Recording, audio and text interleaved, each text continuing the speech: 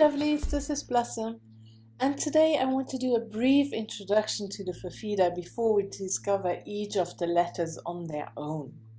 Now, the Forfeda is the fifth acme of the Ogham system, and they were added at a later time after Greek language came to Ireland. The people using the Ogham needed other symbols for the diphthongs and extra sounds in Greek, and so the Forfeda were added.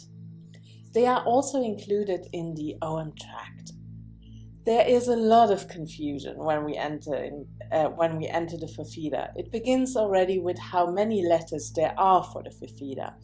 Most systems have 5 extra letters, but we also find systems with 6 or even up to 13 extra letters. However, for this series, I will focus on the 5 additional letters. The confusion continues as there are many different tree associations and different meanings for the letters.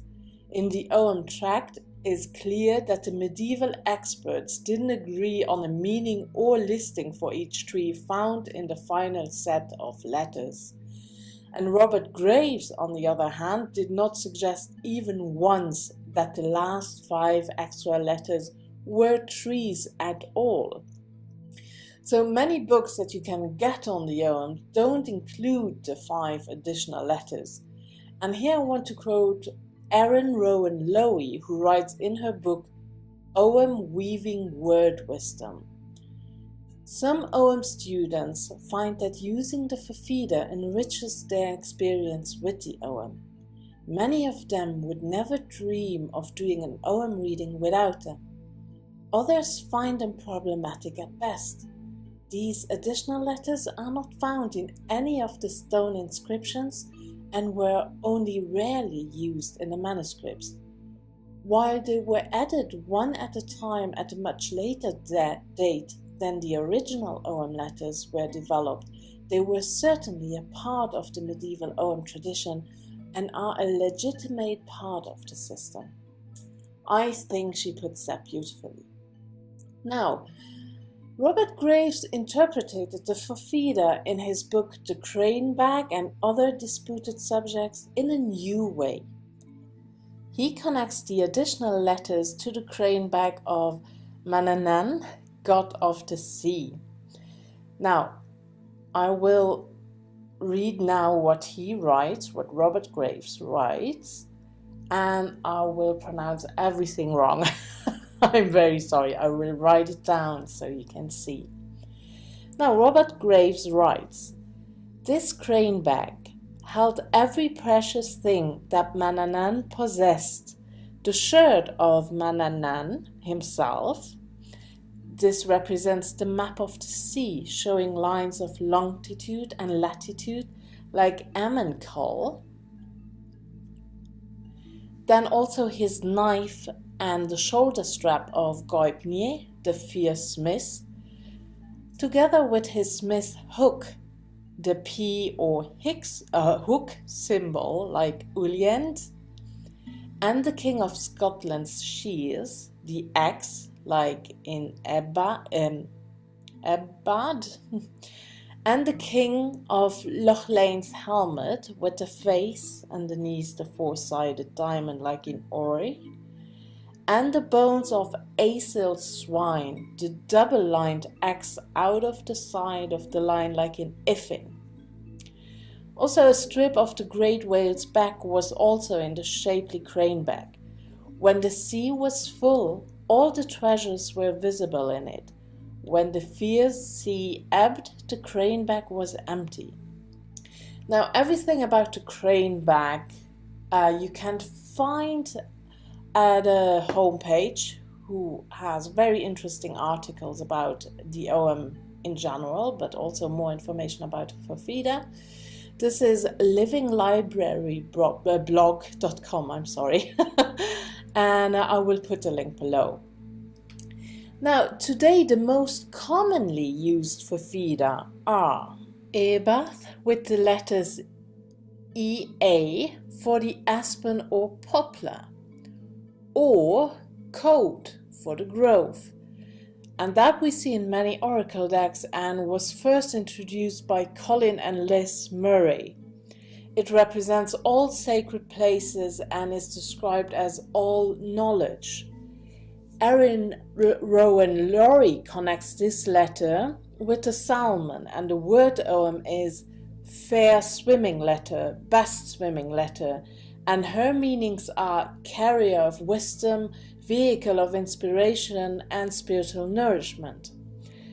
However, Danu Forest suggests the white poplar for this tree, but because we already have the aspen tree in the Ogham and both trees are interchangeable, I personally choose a different meaning for this letter. Then the next letter is Or, with the letters O-I, for the spindle tree. But we also find associations with the gooseberry, with ivy, heather, or thorn trees in general. And again, Erin Rowan Laurie meanings for this letter are worth, value, and wealth, and she connects it with the word Ogham, most venerable substance, most venerable of materials. Then again, Danu Forest lists this letter also as the spindle tree and interprets it with weaving and the weaver goddess and fate, and so does John Michael Greer. Now, then for the third letter, Uleand, with the letters UI, is for the honeysuckle or woodbine, but it is also associated with the beech tree or ivy.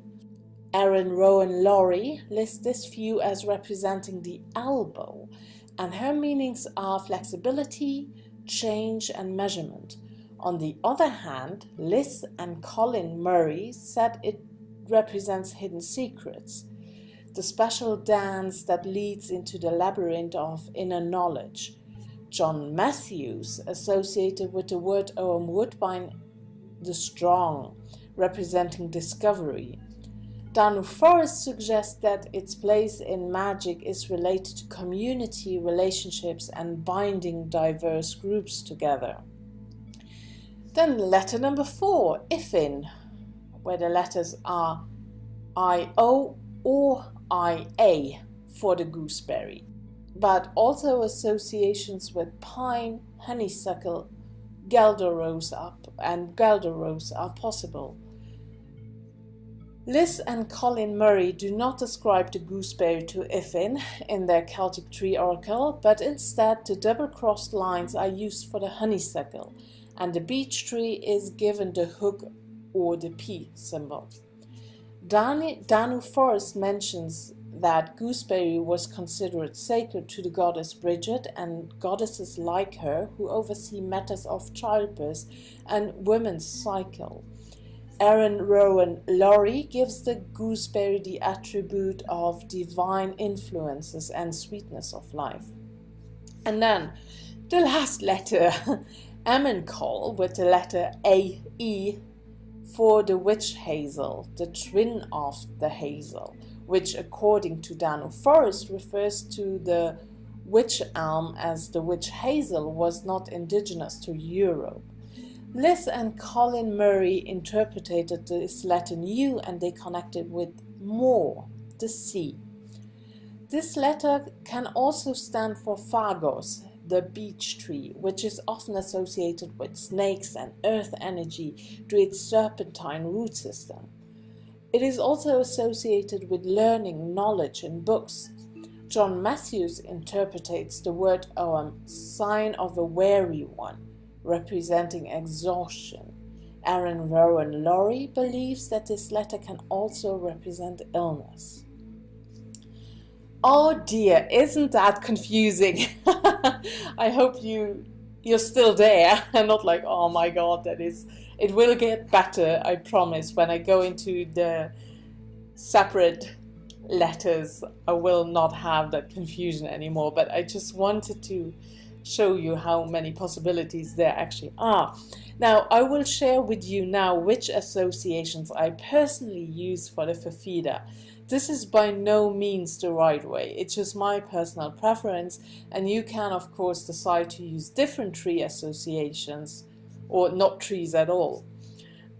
These are also the trees that I will focus now on my later videos about the Forfeda.